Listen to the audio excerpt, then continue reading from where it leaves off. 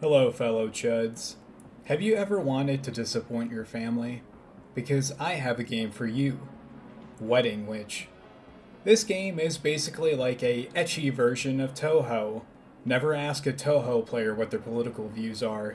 Now, the name of this game may sound familiar because I've mentioned it before. During the Nunholy video, I mentioned this very game.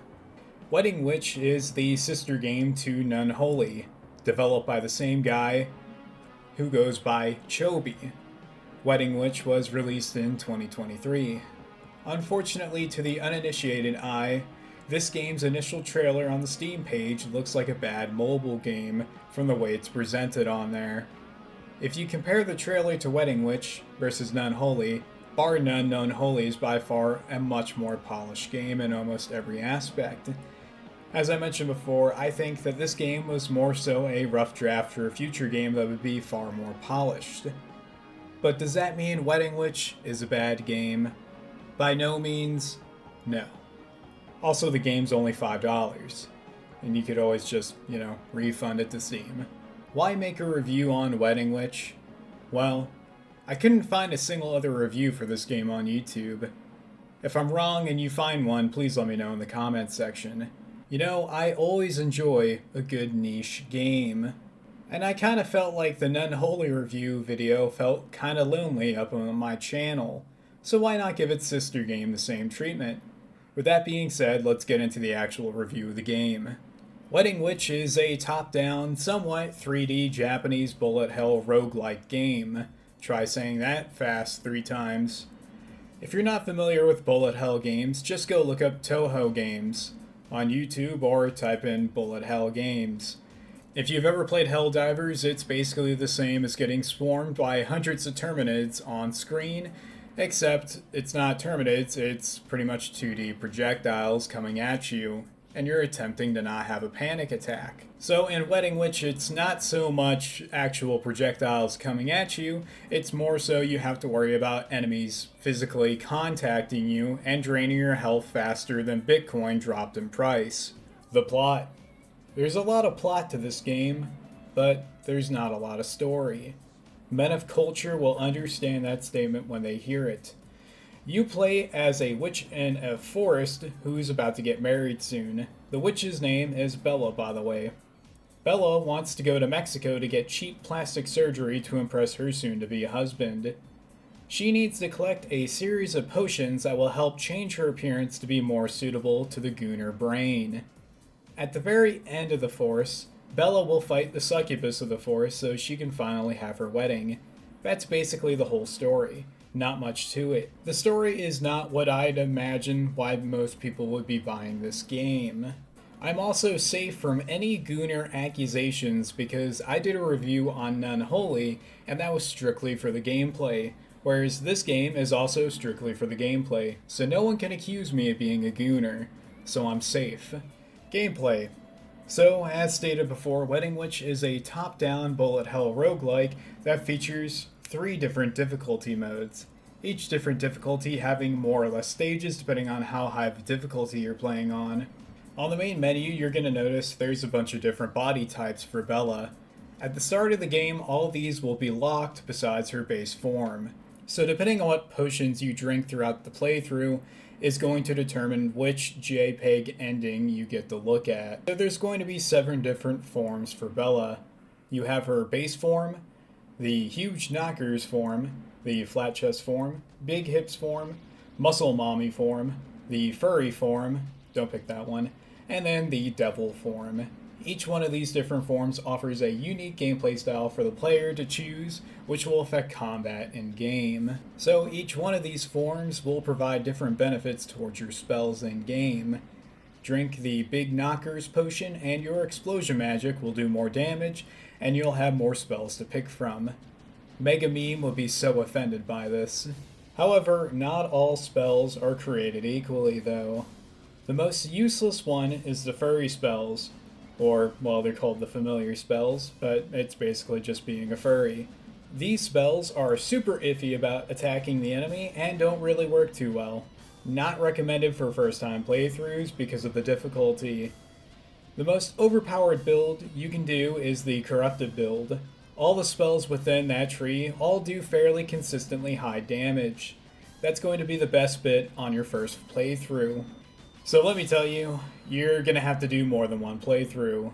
This game is designed to be played repeatedly, like a whole lot of playthroughs in order to unlock everything. I have like way more hours in this game than I would care to admit, but yeah, you're gonna have to replay it a bunch to get everything. So when you play this game, you're gonna be getting gold shekels. And these gold shekels you can use to upgrade Bella's abilities, like how fast she can move, and how fast she can attack, and the strength of the attacks. So these upgrades are permanent unless you decide to redistribute all the points, which that's actually an option in the skill menu to do so. So there's also achievements that you can unlock that will reward you with shekels. You can use these towards upgrades. I can see where Nunholy drew a lot of its inspiration from with this game. To be honest, I completely forgot about the achievement menu and had no idea it gave you shekels until about 10 hours into the game. So let's go ahead and talk about the stages. When you begin your playthrough, you'll start out on the stage select menu. You'll be able to see some of the potions that are going to be available to you after the completion of the next stage, which helps you kind of game plan which routes you're going to take. Each stage is always going to offer you 3 different potions to pick from at the very end.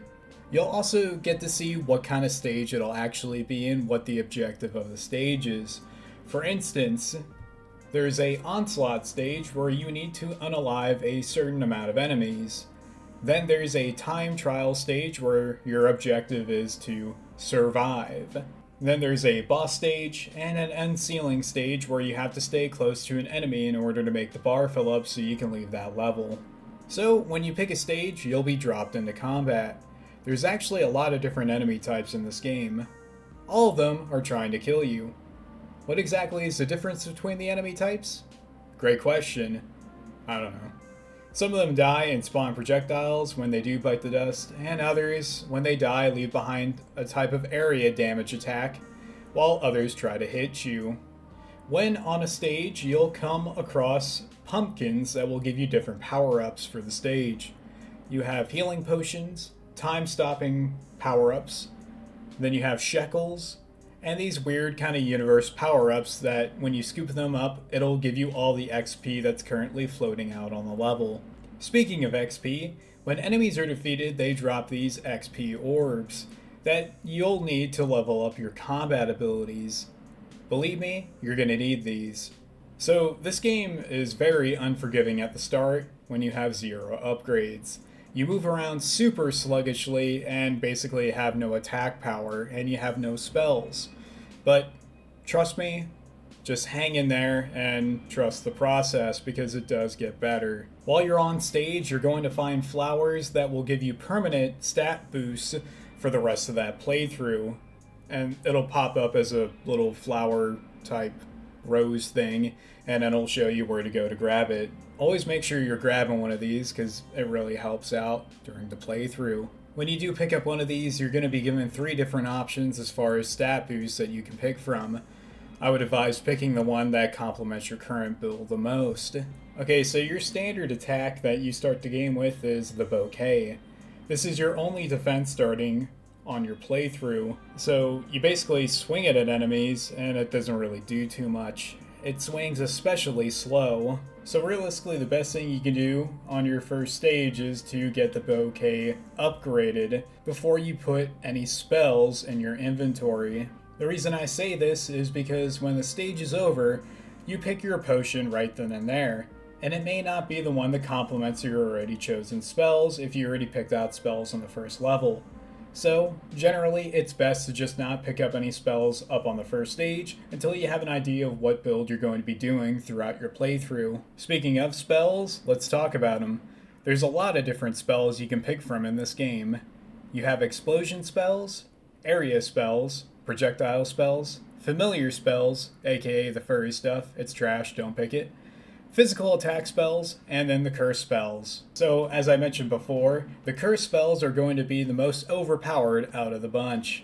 There's also an entire guide on Steam about which builds are the best and where they kind of fall in ranks in accordance to how good they are. I'd refer to that while playing. So, the final boss fight against the Succubus Queen, depending on what difficulty you're on, will have a set amount of phases for the boss fight. The normal difficulty, you'll only have to fight her once. And as you progress up by one on each difficulty, you'll fight her more and more, because Nightmare is the hardest difficulty in the game. So on your earlier playthroughs, that final boss fight's going to be kind of tough, but as you get more and more upgrades, it gets easier and easier, and eventually becomes a joke. So let's dive into the artwork. The artwork here is fairly serviceable. Like much of Chobi's work, it's very pleasant to look at and is well animated when it comes to the 2D sprites. I'm pretty sure this runs on the Unity engine. Fact check me in the comments section, but yeah, I mean, it's Unity. I mean, you got nothing really to brag about Unity. The music, there's music in this game, and it's there. And that's about it. My final verdict, I like this game, even if it's very grind heavy and there's not much substance to it. I'm glad this game exists because had this game not existed, then Holy wouldn't exist. So, I'm very thankful for that. Should you play Wedding Witch? I mean, sure, it's only $5. I'd rather you give your money to Chobi than donate it to a VTuber or, God forbid, an e-girl. I give Wedding Witch a "my wife has divorced me and now I'm a chronic alcoholic" out of 10. Also, if you're going to play this game, do so out of the presence of any family members. You'll thank me later. Thanks for watching. I'll see you guys in the next video.